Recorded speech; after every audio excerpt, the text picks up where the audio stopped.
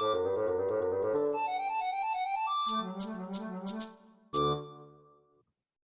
to go. Good afternoon, everyone. My name is Jerome Wilson. I'm a member of the Black AF in STEM Collective and organizer of the 3rd annual Black Birders Week. I'm a Maryland native and Tallahassee-based Silk Springs advocate, environmental educator, and above all, social activist. My work in conservation ecology extends across science media via special events and collaborative projects on a global scale. I welcome you all as a leader of the Black AF in STEM Collective to Black Birders Week, and I thank Jerome Ford for joining us. The theme this year is soaring to greater heights, and every day we celebrate with a daily hashtag. Today's theme is flying the coop. So at Black AF in STEM, today is a perfect day given today's guest speaker. So, the U.S. Fish and Wildlife Service was established in 1871 and spread throughout the United States. The U.S. Fish and Wildlife Service is a government agency dedicated to the conservation, protection, and enhancement of wildlife, plants, and their habitats. In addition, it is the only agency in the federal government whose primary responsibility is the conservation and management of those natural resources for the American public. They cover an extensive list of programs, one of which is a migratory bird program. This program works with partners such as outdoor recreation and sporting groups, conservation organizations, tribes, and state wildlife agencies to conserve habitats needed to support these populations for future generations. They do this work to conserve birds and preserve traditional outdoor recreational pursuits involving birds, hunting, for example, as well as migratory bird management, cooperation with states, and environmental reviews. From surveys to permits, they help manage natural resources in a variety of ways, in addition to community outreach and engagement. For Jerome Ford, our guest speaker today, a Claiborne Parish, Louisiana native and wildlife biology Grambling State grad, I see you. He started his career in the late 1980s, starting off as a co-op student working at various refuges and held various positions, such as assistant manager at Logan Cave National Wildlife, and later on the deputy project leader at Hollow Bend Natural Wildlife. Between the 1990s to the early 2000s, he also worked as a project leader in the Bayou Cocride Natural Wildlife managing neotropical songbirds and the Louisiana black bear, in addition to the Tensas River National Wildlife Refuge, a refuge dedicated to migratory waterfowl and neotropical songbirds, as well as a host of recreational opportunities for visitors. Needless to say, he's been busy and has had the opportunity to see some pretty outstanding conservation areas, while also taking a stand for birds in a phenomenal way. In 2008, he made the transition as assistant director of the Migratory Bird Program, working extensively with local partners, conservation organizations, and agencies while increasing awareness and value of migratory birds, both economical and ecologically. Now, in his current role as assistant director of the Migratory Bird Program, with an increased responsibility to oversee grant programs, he now oversees a multitude of diverse activities of the programs and conservation acts, one of which administers the Migratory Bird Treaty Act and other federal bird laws. In addition, he also works to implement bird management and conservation across North America, monitoring and assessing both game and non-game birds. And now I'd like to welcome Jerome Ford, Assistant Director of the Migratory Bird Program at the U.S. Fish and Wildlife Service. Thank you so much for being here. Thank you, Dara, for that introduction. I listened at all of those years, and when I got started, it made me feel accomplished and also make me feel old. But hopefully there's some wisdom to come along with that. But it was a pleasure to be here today. I've been counting down the weeks to return to this event, so I'm glad to be here today. Thank you. I'm so happy to have you. And I honestly, I cannot take credit for that introduction. That introduction was written as part of a series, a Black History Month series. I think you are familiar with that series already, by a dear friend of mine, Sierra Taliaferro, who will be featured tomorrow on an episode of Bird Note. So I thank her for that. She's done that for several years. So yes, and I think that she's done a great job of highlighting your many years of accomplishments. I didn't realize that you were a Grambling grad. My sister went to Grambling. So, Awesome. Go Tigers. right, exactly. Bayou Classic. Yes.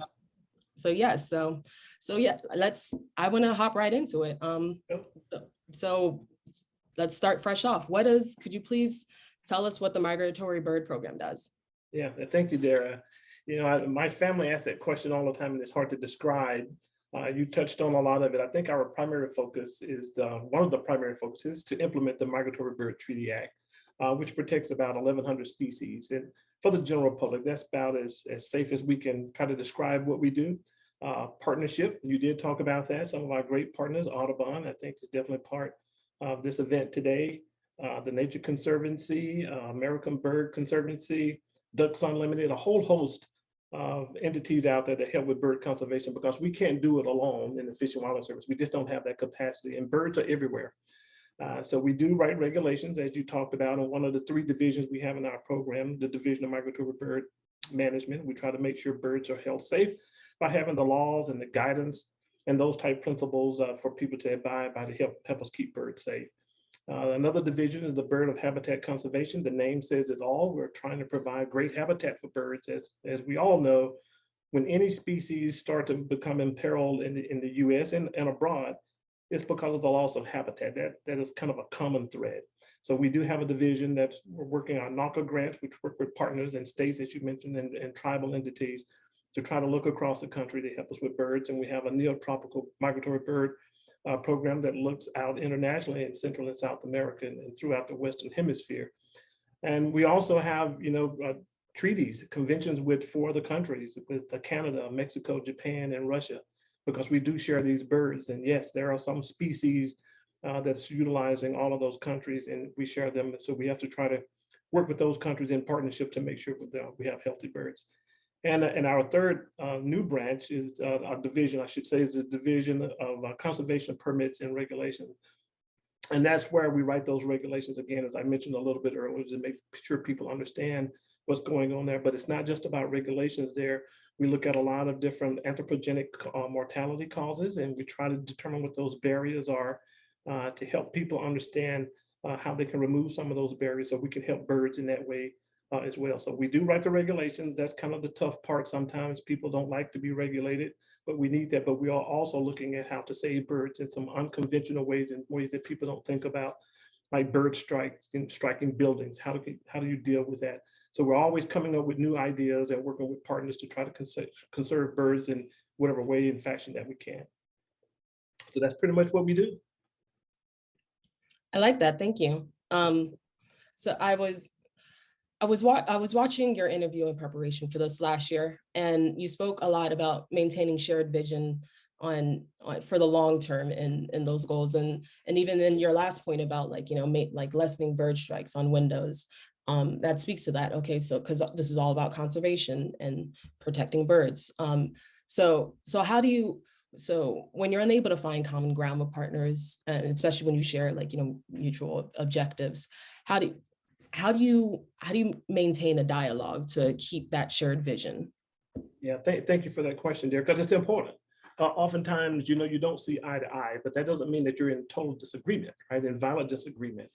So I think when you feel, at least from my perspective, when I feel that I have a good answer or a good solution, I'm persistent with that. But I have to find the right approach to be able to reach out to that partner, that other entity, to continue to have them sit at the table and to listen, so we can have that dialogue that you asked about.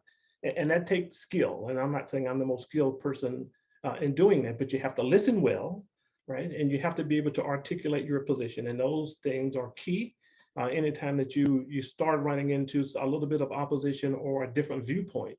But again, I think the key is being persistent and saying, well, let's look at it this way. And you have to try different things. But I'm going to keep coming back to the table if I think I'm right, or if I know that I'm right and I have a better position. I'm going to be invested in that. So it's my job then to get to that different partner, that person with a different view, to help them see it in a different light. And again, that takes time oftentimes, and don't get discouraged. It may not happen the first meeting or the second meeting or the third meeting. Oftentimes in the migratory bird program, we were just talking about that earlier today. It may take years for us to get to that sweet spot so that we're all kind of understanding what the benefits are to birds and how we all can benefit it as humans. But the key nugget there is be persistent and have that conviction to what you believe in. If you think you're right and if you know you're right, not to the point where you're irresponsible, but have that conviction and stay with it. Thank you. Persistence. Yes, Persistence is powerful, powerful. Okay, solid. Well, there's no, well, you could, whew, you're good. You're good. This is fun. Okay. Well, well, moving merrily as we move along, like the birds. Yeah. All right.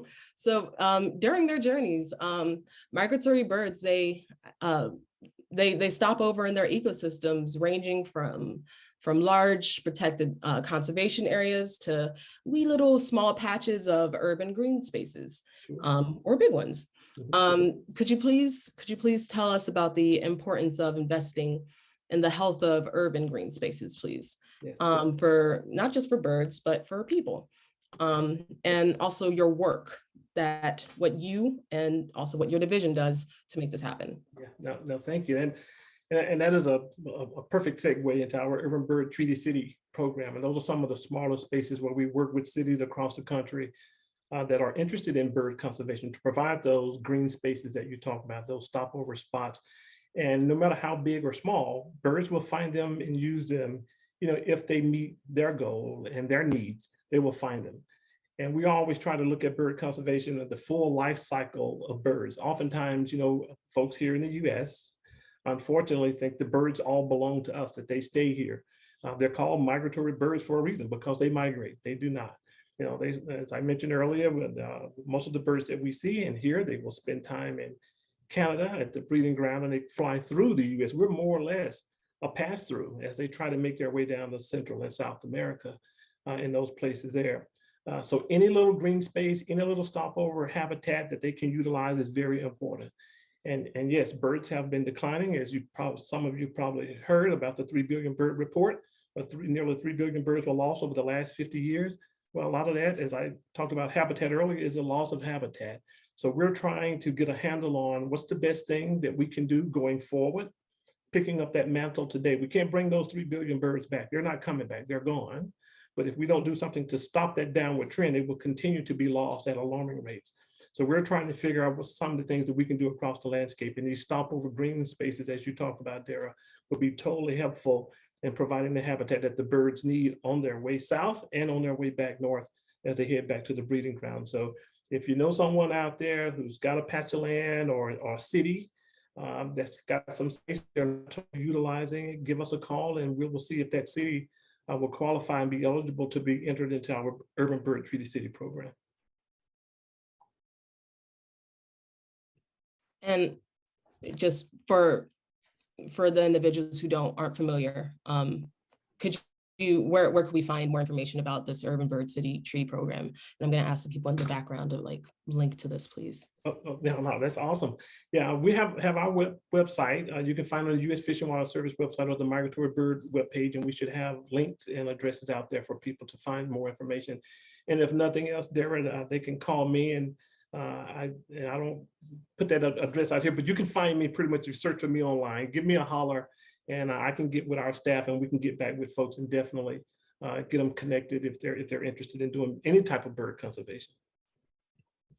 I love that openness. I love that transparency. Thank you. That's very helpful for people. And speaking of in the spirit of transparency, you mentioned, so I'm familiar with what this number means, but you mentioned a number about like 3 billion or million birds. 3 billion, yes. 3 billion birds. For the audience members who have no idea what that number means, or what is that? Can you please explicate on that just a little bit, please? Yeah, absolutely. There are several species of birds. As I mentioned, this has happened over the last 50 years. 3 billion birds with the B, and that's a huge, huge number we've lost. And that's about 1 in 4 species of birds have looked at being imperiled over that time period. So that's 25% of avian species. So that's a lot. And if we don't do something, right, address that issue and what that caused that decline, they will continue to decline. And I want you to just think for a moment, and everybody in the audience, could you imagine walking outside of your house and not hearing a bird sing all day or for an entire week or a year? That's where we could head if we don't try to get a handle on this issue right away. And I know we kind of take that for granted, right? We expect to hear birds and to see birds. And we want to try to get it out of that realm of where it is that birds are taken for granted. Let's give them a little bit of attention, right? So we can make sure that birds are around forever. They deserve that, and we deserve that in our lives. It's, you know, the melodious songs of birds, right, are very therapeutic in a way. When you're walking out in a park and you sit on a bench, we listening to those songs, and it gives us some sense of peace.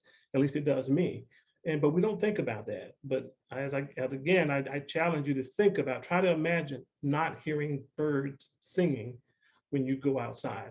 And I think that would be a disturbing thought once you give that a chance.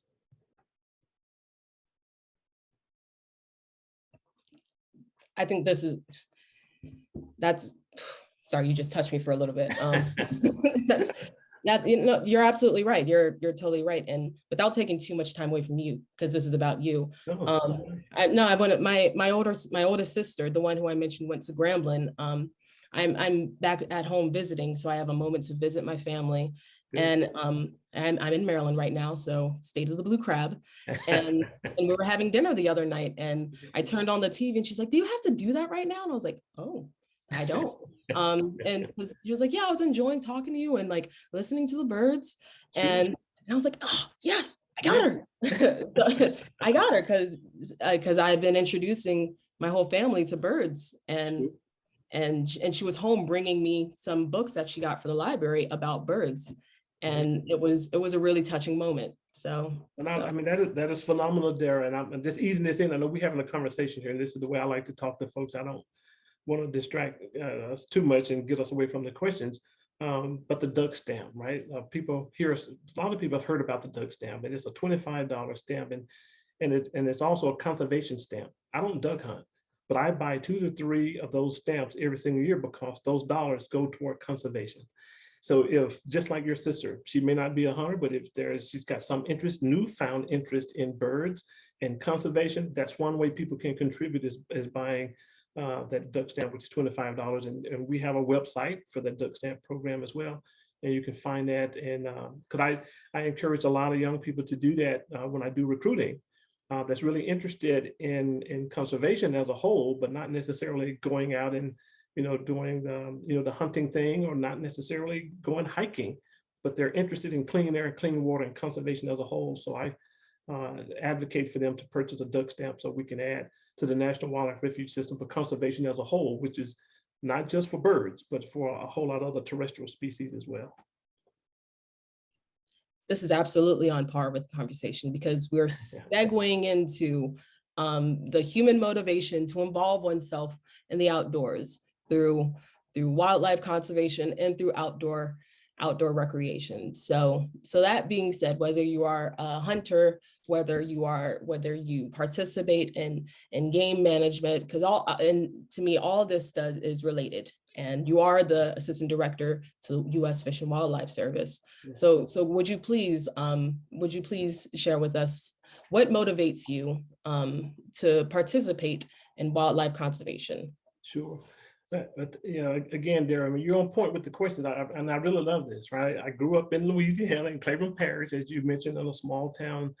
So I grew up on a farm, and I grew up around animals. And the thing that motivated me when I was young is I was the youngest of 5 kids. My closest sibling, and she's 9 years older than I am. So she was out, you know, playing sports and dating and other stuff. So I spent a lot of time alone on the farm with the animals, and I just got to notice that, you know, they're communicating with one another. Can you imagine you doing that at 6, 7, 8 years old, that you discover that? And I'm sure my sister and them knew that, but I discovered that they're communicating just by watching them and how they reacted around one another, you know, and birds, the whole 9 yards. And I'm going, that's interesting. And I felt that at some point in life, at an early age, that I wanted to be the protector of animals and their voice, because they can't walk down the halls of Congress and say what they need and why they need it and when they need it. And, you know, and I just kept realizing that, you know, they need help from us. Yes, we are providing safe space. We're destroying the earth all at the same time, and they can't do much about it. And so I wanted to be a voice for the animals and for the birds at a young age. And again, I talked about having that conviction earlier. I had that conviction that that's something that I wanted to do, and I had to find the path. And then I did. I found it at Grambling State University. I love it. I love it. And like I think my sister is attending this right now. I told her about it. So I hope so. mhm. That's incredible to hear. I know my mom's watching this right now. And she's so Go mom. right, go Tigers. Go Tigers. Go Absolutely. Tigers. Go HBCU. Yes. Yes. We love to hear that. Yes. So in preparing for this, I leaning in actually to speaking about HBCUs and community, and also just leaning into that conversation. Because I love the outdoors. I would have loved to have a similar experience, but I did not. But I'm here now, and I'm here speaking with you now. Good. So I'd like to ask you, what is your recommendation to people interested in hands-on learning experiences with birds? Where should they start? Yeah. Yeah, and like I said, for me, it started in my backyard, right? Everybody don't necessarily have that opportunity. Our backyard is different. But if you have that burning desire, I think, Daryl, like you do, and I do, and others, seek out those places and seek out people like myself if you need that guidance, and a little bit of guidance, a little bit of help, a little bit of push. I'm always available. My door is open. My phone is open. My email. And like I said, I'm sure Chris will put that in the chat. That's fine to do that. But the key thing is you have to have it in your heart, right? To me, my work is not a job. It's a love. It's a passion. As I talked about earlier, that happened when I was 6, 7 years old, to be out and around animals in nature. So that's the first thing I think people have to, really think about. Don't think about the paycheck. Don't tell my bosses, but I would do this for free. And I've always felt that way because it's where I want to be. I want to be outside. I'm not off more than anything else. But you have to have that drive and that motivation to get to that next place. Find those universities. And yes, we do support HBCUs, as you said, go HBCUs, and it can happen there. But you find any university that you want to go to that has the right curriculum, that's going to help you again, find that place in your heart and fulfill that space that's dealing with critters, birds, or terrestrial animals. Find that place. And then again, you have that conviction to say, I'm going to do that thing. Because it's your right to have that thing. And I'm sure we're going to get into some other topics here. And I said, we just kind of leaning in right now, but you have to have that burning desire and that dream, and you go get that thing, and let nobody tell you that you can't have it. That's not an option. That is totally the wrong answer, because they don't have the right to do that. You can direct and empower yourself to go do that. And that's what I did. I had no idea exactly what my future would be. But I knew I didn't want to be in a lab coat every day. I thought that's what I wanted until I learned about the Fish and Wildlife Service and outdoor, jobs. I'm like, that's what I want to do. And there was nothing going to get in my way to do that. But if people are wondering if they want to do it or not, give me a holler. There are other people in the profession that can help have that discussion, and we can help you decide whether you want to do it or you don't want to do it, or any particular series, a job series. You don't all have to be that outdoor biologist. We have a string of and a host of jobs in the Fish and Wildlife Service. Being a solicitor in the department, those are fancy word for lawyers. We have different types of technicians in what we do, statisticians, speciators. That's a whole host of things that you can do and with critters, and don't have to get your fingernails dirty or fight snakes and spiders. But give us a holler and we can help you make that decision. I'm happy to do that. I'm literally leaning in. So. Awesome. Without repeating ourselves, could you tell me something new about your career path that maybe you haven't repeated, that you haven't already said in an interview, or that you haven't already said here? Sure. That would be hard to do because I do a lot of talks and interviews. So it's, I bring my whole self. And there's only one of me, so I'll do my best. But what I would like, for our listeners to talk about or to think about is, if you are interested definitely in this field. We've got a lot of smart people out there. As I said, I'm older, from a different generation. And I want to say this carefully, and then I'll expand on it, is don't feel entitled. We all did, right? There, we all went to school, we all sat in those chairs, we all got the degrees. But it goes back to that, what I mentioned earlier, is that dream piece. Don't feel someone is going to hand you a ticket to a chair or a desk for a career. That's very unlikely to do that. And I think as Black and brown people, I say this all the time, is empower yourself to get to that next step. Is it hard? You doggone right it's hard. In some places, it's downright impossible, but you can't give up, right? I was totally different when I came along. I didn't have Black and brown people to talk to and provide me a support system when I came along 33 years ago. It's been that long. But one thing was for certain, I had the confidence in myself. And I was definitely had a conviction to say, I want that. That's my dream, and I'm going to get that. So when I walked into rooms 33 years ago, I didn't look for color. I didn't look for acceptance. I knew I was prepared to do the job. So I leave that nugget with everybody here today that's listening, is make sure you are prepared. Make sure you're definitely prepared. And I grew up in a time when my parents said, you have to be better, than the next fellow. You have to be better than your white counterparts. And I lived that for a while. And then I just kind of put that to the side and say, I have to be the best me that I can be, because the best me that I can be is probably better than most. And I had that, that burning desire in me, and that thing to push me forward. So when you start to try to compare yourself to other people and other things, you're losing a little bit of focus. Focus on yourself and you get there. And I gotta say, I started out as a GS4 in the Fish and Wildlife Service. And that was dirt cheap at that time. That was right out of college, but I had an opportunity there, and that's all I ever asked for. And I think we all do as Black and brown people, is give me an opportunity. That's what I'm asking for. Give me that chance so I can prove to not just to myself, but to others, I can do this work. And I learned to drive tractors and excavators and bulldozers. I didn't have that on a farm where I grew up. And not only did I learn to drive, I learned to do it well, and to drive boats and back up a boat trailer. I didn't have that when I was growing up, but I was given an opportunity to say to the U.S. Fish and Wildlife Service, I can do the work that you're asking me to do, and I can do it better than most. And my career just moved up one step right after the other. I didn't ask any quarter, and I didn't give any. And I was assertive. I applied myself, and I demonstrated I'm better than most. Be better than most. But be prepared. You got to prepare yourself.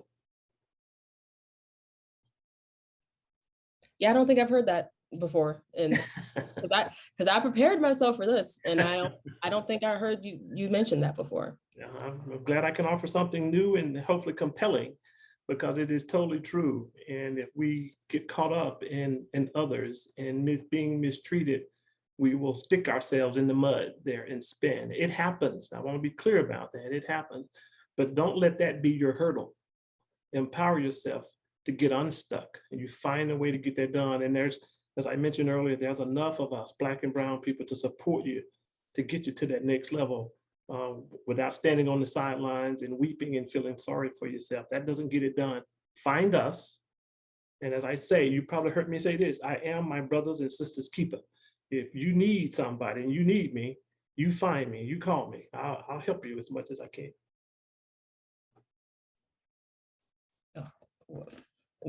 I'm getting wrapped away. Let me. I'm sorry. You're wrapped away in your gospel. This is great. This is gospel. This is wonderful. Thank you. God is good. Amen. Thank you. Seriously. Okay. On that decisiveness. Mm-hmm. Because you did mention, I did recall reading and preparing for this. It said something about you have maybe every 5 or 6 years, you move or something, you make a career move or something like that. And I personally was wondering, what are the characteristics of, what are the patterns before you make a move? Or what do you have to see before you make that decisive move. Sure. Yeah, Dara, go back a little bit for those who hadn't heard before, and I know you did your research. I've been on my own since I was 19 years old. My father passed away when I was 18 and my mother 13 months later when I was 19. So I finished sending myself through Grambling State University and started trying to map out my future. And something else that's probably that would be interesting to people. I'm an introvert, and most people cannot believe that, but I use all of my energy to do my job and to do things like this because I think it's a benefit and there's a help. And that's what I want to do, is to help people.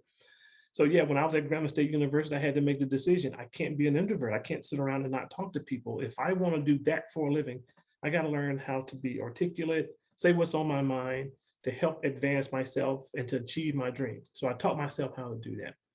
Now, to get to your question, because it's relevant here, yes, early on in my career, times have changed now. But yeah, about every 5 years, every 3 to 5 years, I moved. I think the longest I stayed at a place, and I did that twice, was 6 years. But I had that in my head. Learn as much as I can here, learn it quickly, be good at it, as I talked about earlier, and demonstrate I'm one of the best you have on this staff and doing X, Y, and Z. I know how to trap ducks, right? And I didn't have to wait for my boss to tell me, hey, how about you clean that banding site out and let's get the net out. I would go to my boss and say, I shot the net twice. I've already got 50 birds banded, right? That's me doing my work. Don't wait for somebody to ask you to do that. So by doing that, Dara, I had a plan in my mind. Learn what I can learn here, and then I need to go somewhere else and learn another skill set. Apply what I've learned here, but pick up another one.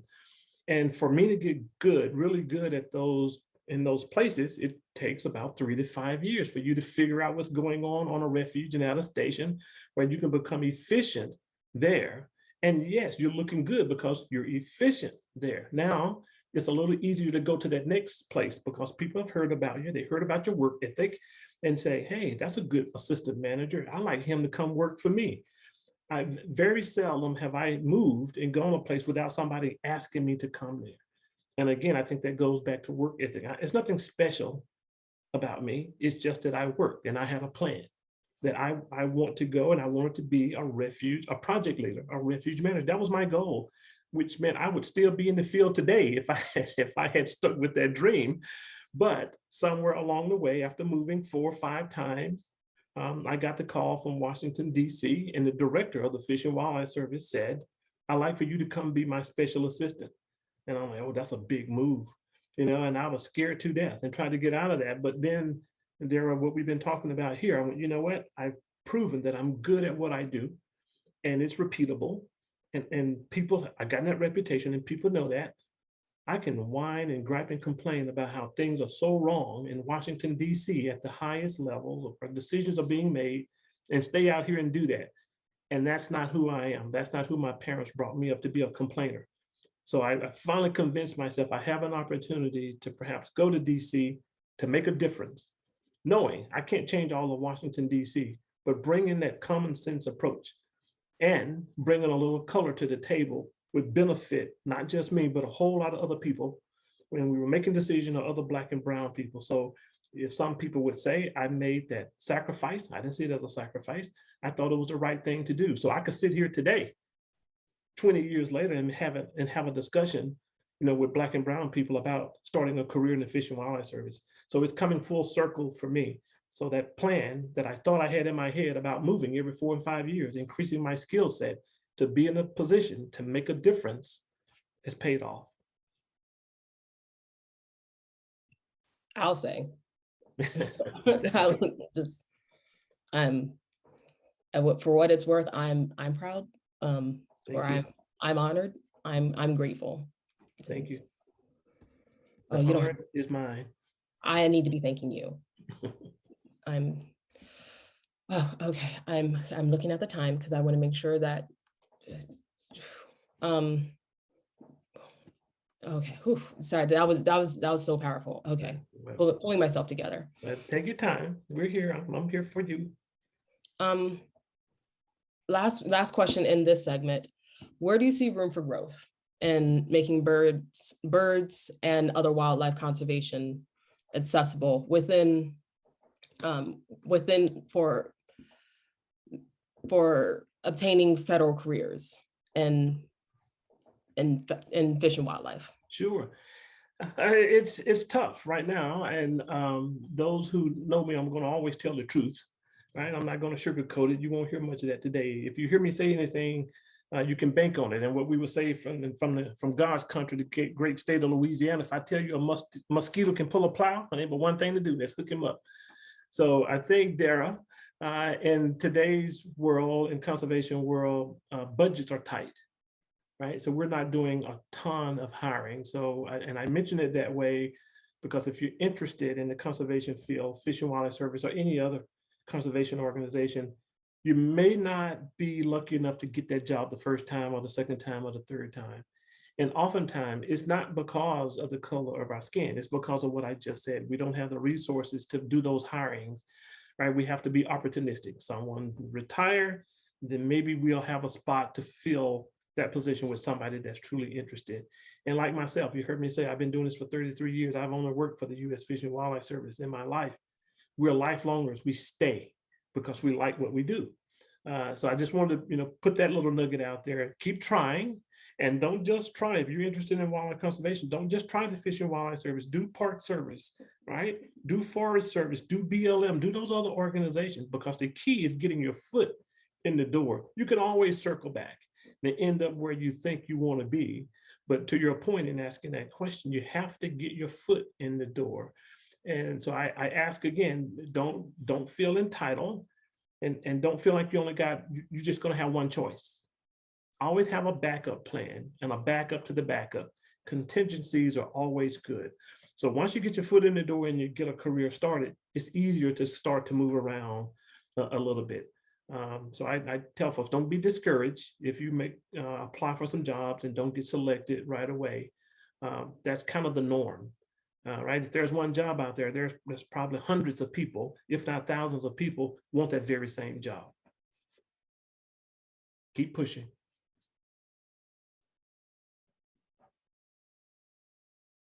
There we go. All right. All right. Thank you. Yeah. Good. And good. I'm glad you said that. And I'm glad you said it in such a stern and such a, because this needs to be said, and keep going. It was what we even opened with, persistence. Persistence is power. So, and we're speaking to you, and that you're a testament to that. Yeah, and I love the way you said that, right? It is powerful. And I encourage everybody to empower yourself to do those great things and be your authentic self, right? We can always look for reasons why not, or have and find excuses. And again, that's negativity, right? Those are bad vibes. Those things are going to hold you back. Now you have to be truthful. When something is wrong, it's wrong. And as I told my colleagues a few weeks ago, it's like chess to me, my career. And when I make decisions, it's like chess. I'm trying to think 2 moves ahead. I know what I want to do today, and I'm pretty sure there's going to be some resistance somewhere, but that doesn't make me angry or frustrated. I expect that. Being Black and brown people, we expect disappointment. So I expect that, but I have 2 moves ahead. Like when that happens, I know what the next move is. And if it happens there, I know what the next move is. I'm always trying to be 2 moves ahead, not to get back at people and not to prove people wrong, but again, for me to accomplish what I think I need to accomplish in the wildlife conservation field. Because again, Dara, I'm just as good as anybody else. So I'm not wrong, and I'm gonna fight for what I think is right. So I'm thinking those 2 moves ahead to keep moving, if you will, my agenda, which I think is the right agenda.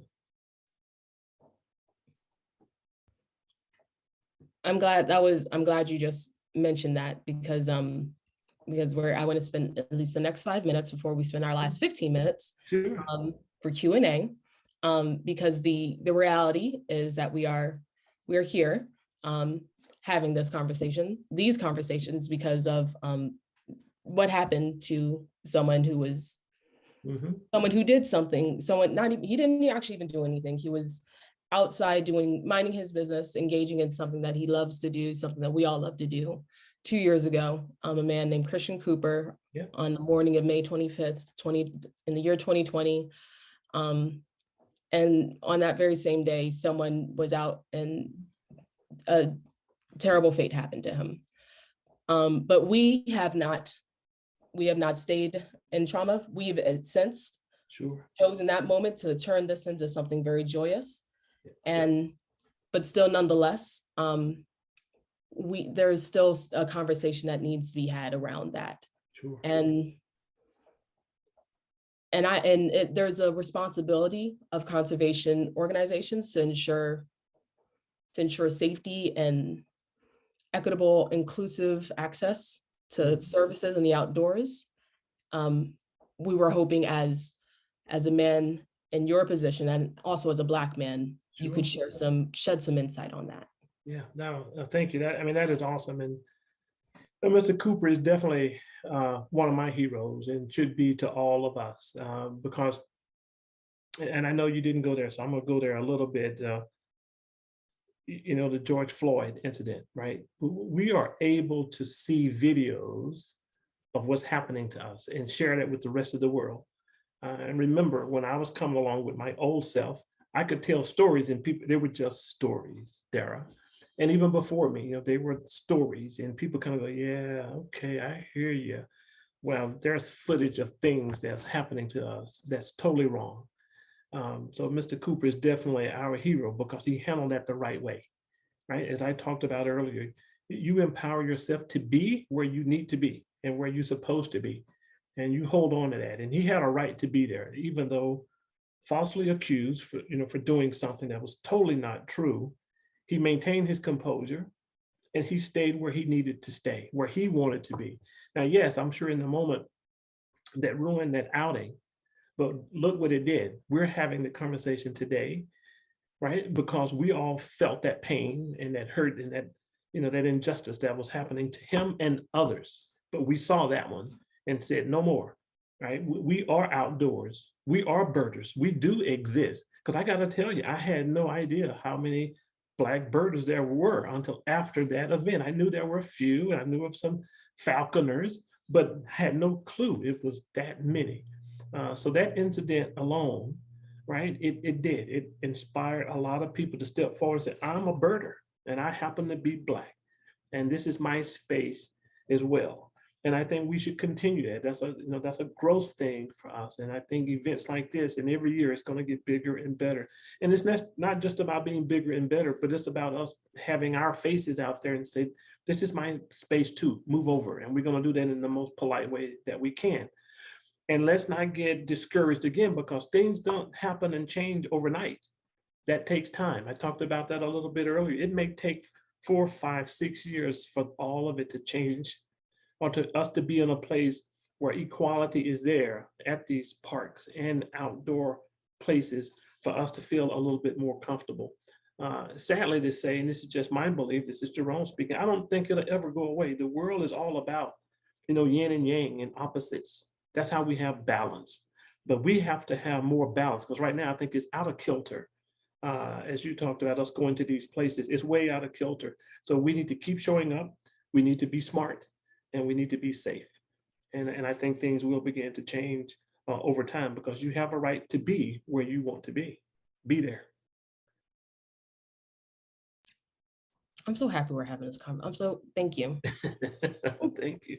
Thank you for inviting me. I think so. Yeah, because this matters.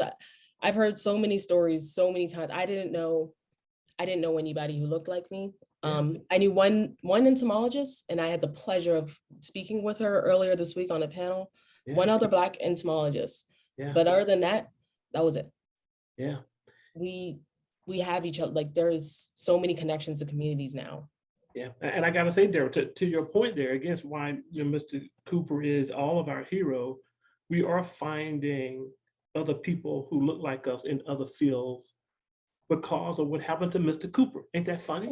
Right? Yeah. That we're talking about parks and birds and carrying on, but I think it inspired all of us as Black and brown people to seek out others who look like, to actively seek out, because we've always been there, but we didn't do that. We didn't actively seek out others who look like us because we didn't know where to start, and for a whole host of other reasons. But that unfortunate incident in that park that day inspired us as Black and brown people to look around, to search, to investigate, go find others because they're out there, and it's amazing. And again, I would love to meet Mr. Cooper, just have a conversation with him one day so I can say those things to him. He has been a true godsend to all of us because he inspired a lot of people in a lot of different ways, in a lot of different disciplines, not just birding. And that's amazing because for someone to try to do that themselves, that would have been hard to do, but it took an event and an incident, I should say, to kind of get us off of our duff to go find others and to celebrate and to enjoy the outdoors. So hats off to Mr. Cooper. Yes. Amen. Yeah. So, okay. So I'm looking at the time, and I see we have questions. Thank you, everybody. Thank you and the audience for coming. We really appreciate your engagement all week today. It means so much. I hope you are safely engaging in your communities. It means the world to us. And I hope you are connecting and collaborating and just seriously. Yeah. Okay. First question. How can someone get a job working with Jerome and the U.S. Fish and Wildlife Migratory Bird Program? I'm not sure if they mean like specifically with you, but if you don't mind quickly rehashing that. Yeah, I hope so. I want them to come work for me. In our program, and as you pointed out, and I tell my team all the time, I said, I'm nobody's boss. We're teammates. We're teammates and we are a family. So whoever sent that question, I would love you to become part of our team and our family. And again, to get a job in the federal government is kind of difficult, as I mentioned earlier. It's not just budget constraints that put us there, but we have to have a vacancy. We have to have a position for a job to be done. And oftentimes that's either someone retire or they change jobs or something like that.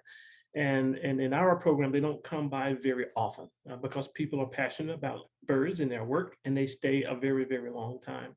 But I will ask my colleague, Chris Dietz, to put some information in the chat, whether it's USA Jobs, Chris, or whatever the case may be, for people to be able to search for federal jobs and specifically jobs with the U.S. Fish and Wildlife Service. Because again, you don't have to start out with me. We have other divisions of wildlife in the Fish and Wildlife Service, National Wildlife Refuge System, our fisheries and aquatic conservation, endangered species. There's other programs in the service, again, that deal with animals. And I know we kind of focus on birds a little bit, but as I mentioned, get your foot in the door. That's the key. So I'll have Chris to drop in the chat some information to how to look for federal jobs and specific to the U.S. Fish and Wildlife Service. Thank you. Chris. Yeah. And thank you, Chris. Thank you to our tech team in the back, working hard. Awesome. All right. As a biologist, what opportunities are there within the U.S. Fish and Wildlife Service to contribute to the conservation and research of overwintering migrants in Central and South America? Yeah, and see, I mentioned earlier, we have a program, our neotropical bird program, that focus on a lot of those Central and South American species. So that is under my purview. The migratory bird program. And unfortunately, as I just mentioned, we don't have a lot of vacancies in that area, but we're not the only ones. The Forest Service also do a lot of neotropical work. There's other entities out there. I say Audubon Society. Audubon does a lot we work with them quite a bit. And again, they are part of this event today. But any of the bird conservation organizations that's looking into neotrops, you can always ask them that question. The Nature Conservancy, even. We partner with a lot of people that's interested in specific gills or species of birds. So if that is an interest, again, reach out to myself or Chris, and we'll try to put you in a direction that you may maybe be able to find some employment here soon. But again, those jobs are tight because people love birds and they don't leave. But don't let that be a discouragement. It happens. But we'll try to get you some more information to point you in the right direction. Love that question. All right. You mentioned how we have to be mindful that things and change take time. Indeed, they do. But do I have to wonder if? But I do have to wonder if you, in a conservation-based field, ever feel that we are running out of such time? Do you ever find or feel that changes or your strategies like win folks over. Sorry Sure. for misreading that. I apologize. No, I know, I get that. And excellent question, because the short answer is yes and yes. I do feel that we're running out of time. I feel that I'm running out of time. I mentioned, I've had a 33-year career with the Fish and Wildlife Service, and a couple of years ago, I started realizing, hey, my light is getting dim. And as I said, I am my brother's and sister keeper. I'm always looking around and say, you, come here with me. I'm trying to set that stage for the next generation, all of you all out there, to be able to take the mantle when my time is done. And if I'm lucky, I probably have another 7 or 8 years to before I get to that retirement age, and I want to go fishing every day. But if you think about planning, I told you I started thinking about this 7, 8 years, a couple of years ago. So that gave me 10 years to try to put people in place to replace me and to be better than myself. So in my head, I get the time thing. It takes time, y'all. You don't do it in 1 or 2 years. So I gave myself a 10-year window to start reaching out to folks. And here, this is a great platform for me to find my replacement. I owe that to all of you and to those HBCUs and the hard work you're putting in. And to me, you hear me talk about Black and brown people, I recruit everybody. I recruit everybody of every color, creed, belief, because I believe that much in conservation. But I do put a special emphasis on our Black and brown people, because I came along and there were three people, African Americans in the Fish and Wildlife Service at the higher levels doing that work. They've all retired. I'm it. I'm the only one left. So I'm recruiting today, right now, and I recruit every day to get folks interested. Step up your game, get yourself prepared, and come get in my chair. That's one of my goals. So yes, I feel we're running out of time. And yes, there's time when I make decisions, as we all do, and we form a strategy, and it doesn't turn out necessarily how we think it should. We're all people, no matter what color and wherever we're from and backgrounds. You have to learn and be flexible and know when to pivot, right? That's the bottom line. So yes, I've had some strategies in trying to deal with racial diversity in the Fish and Wildlife Service. Still, I was persistent, but I may have to try a different approach. But I never stop approaching and trying to be progressive. And now we're here, we have a great opportunity with the current administration to talk about racial equity and justice and diversity and inclusion and accessibility right now. You better take full advantage of that. And I'm trying, because that bus is going to leave one day, but I want all of us to be on that bus. Message. I hope people are listening. Message. You're awesome, Daryl. I get it from moms. I get it. I get it from mom. Yeah. So seriously, I hope people are listening. I really do. Yeah. All right. So a lot of people have gotten into birds and birding during the pandemic. Sure. Yes. Yes. We love it. Have you seen any effects of that on the work that you do to protect birds? Definitely, as a whole, yes, Daryl. We have people writing in and calling in, and that general interest. And I think you're right. The pandemic, in so many ways, it did some positive things for people. Let's first acknowledge that it was a terrible pandemic, and a lot of people lost their lives. No doubt about that. So I don't want to make light of that. But it pushed us into some spaces that we probably wouldn't have gone. One is telework and remote work. How about that, right? We, as a whole, as a government and as a body, I think as an industry, were afraid to kind of make that leap because we weren't sure how it was going to work and how our employees were going to work. Well, COVID pushed us there. And I think we're realizing, that wasn't so bad. People aren't all bad. They're getting their work done. But to the point that you're asking, the question you asked, is yes, we couldn't go to work. People couldn't go to work, and nobody likes cabin fever. They don't want to be cooped up in the house all the time. So what did people do? They got outside. And when you get outside, you start looking around, what am I going to do? Walking is okay, that's cool, but birding is even more cool. So people start picking up binoculars and spotting scopes and sitting on the bench and just watching birds. So that's another one of those unintended consequences that came about, that people started birding more, and the research and the data shows that. So that's awesome for us, and it's awesome for birds. And I would like for us to ride that wave in that most positive way to say, hey, you love them and you got an interest in them. Can you help with the conservation of these birds so we can bring some of these imperiled species back? That's being advantageous and being smart. Quickly, because we're running short on time, what can people do to support and protect birds? Well, it's a lot of different ways. I start with bird feeders, and this has been for years, right? Everybody want to put out a bird feeder, like, oh, here comes the birds.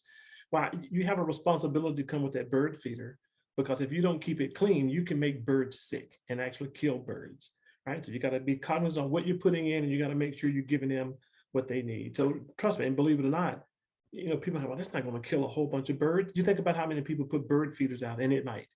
And birds don't know any better. If there's food there and seed there, they're coming to feed, and it may be an endangered or threatened species that you're harming. So we have a responsibility to make sure, starting at our home, that we take care of those bird feeders and don't make birds sick in that fashion. Find an organization out there, and I know and I'm not totally advocating for Audubon, but everybody knows Audubon and that they're about birds. Reach out to some of the bird conservation organizations, go to their website, and you can see some of the projects that they're doing where you can get engaged and help. And oftentimes it's not about bringing your checkbook and write a check. It's about volunteerism, whether they're going out on a Christmas bird count. We need that citizen science for people to help us fulfill that data.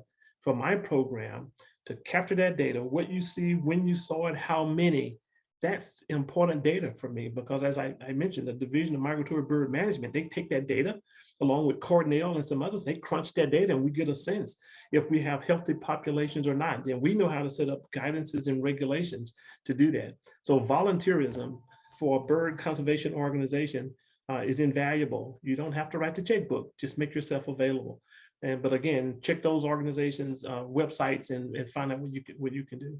We'll be grateful. But citizen science, we love that. Thank you. Very briefly, what additional laws do we need to protect birds, or what laws do we need to make stronger? If sure. You can answer that. Yes, I know we're running out of time here, so I'll be respectful of it. But I started out with the Migratory Bird Treaty Act. We're revising, making some regulations to make it possible to protect birds in a lot of different ways. For instance, the Migratory Bird Treaty Act did not have an incidental take provision, and it's been around, for more than 100 years, and we did have that. So we're trying to address that, not to make people criminals, if people talk about that, but to give them the opportunity to take those birds when it makes sense. Birds flying into your plate glass window at your house, right? Incidental take, you're supposed to have a permit if you take birds. And we're saying, no, that happens every day. So we can take that off the table. But where people are intentionally taking birds, right, we want to have a mechanism to make sure that they don't take too many birds, those populations stay safe. So one thing for certain that I think people can do is that proposed regulation of the Migratory Bird Treaty Act is going to be coming out here, hopefully in the next few weeks. If you can find that and look at that and you have comments on that, how we can make it better, we encourage that. Because again, birds belong to all of us. So you don't have to be a science organization or a bird conservation organization to provide the comments. It's open to the public, and you are the public. And while we're here today, you're Black and brown people, you have a voice. I want to hear your voice. Oh, incredible. And do we have time for you to share very briefly of your most memorable field experience? Yeah, I can do that. I won't go over too much here, but I'll shorten it up for you. It's the banding, my first banding of ducks, and it was wood ducks. And most people know, if you read or did a little bit of research, wood duck is my favorite bird. And because that was the first bird. It's beautiful, all the many colors, but it was the first bird that I actually got a chance to hold in my hands and use some banding pliers and clamp a band on its leg, and felt like that I had contributed to conservation. So that's definitely one of my, the most meaningful story to me. And how I got interested in birds. My mother, I heard the birds singing in the background as we were in the kitchen, a mockingbird, right? And she talked about and shared with me, that's a mockingbird. You don't kill mockingbirds, right? They sing all the songs of the other birds. So those two incidents in my life, helped me to pay attention to birds, and most memorable. I'll never forget those. One with my mother, and the first time that I got a chance to band a bird. It's awesome. You just knocked out 2 questions, because the last question was, what is your favorite bird? So thank you. So It's yeah, the wood duck. wonderful. All right. Awesome. I cannot thank you. I cannot thank you enough for this incredible experience. Thank you so much for sharing yourself with me, with everybody, with Blackbirders Week 2020. Thank you to everybody in the audience who's tuned in with us. I hope you enjoyed this program. We've enjoyed having you. Jerome, is there anything that I haven't asked you that I should have before we sign off? No, this is great. I always like to lead this with folks, because I know we're trying hard, again, for people to hear our voice and people to see us and respect us who we are. So as we all move forward, this is my foundation. Be honest, have integrity, and gain people trust. I call it the HIT theory, HIT, honesty, integrity, and trust. And as one of my colleagues, Carrie Duncan, would say, and respect. So think HITR, HITR, honesty, integrity, trust, and respect. And you will go far, and people will follow you. You will be a leader if you bring that to work with you every single day. And I'll stop that there. And it's been a pleasure joining all of you. All right. Thank you, everybody. Have a good one. All right. Be safe, everybody. Bye-bye. Bye-bye.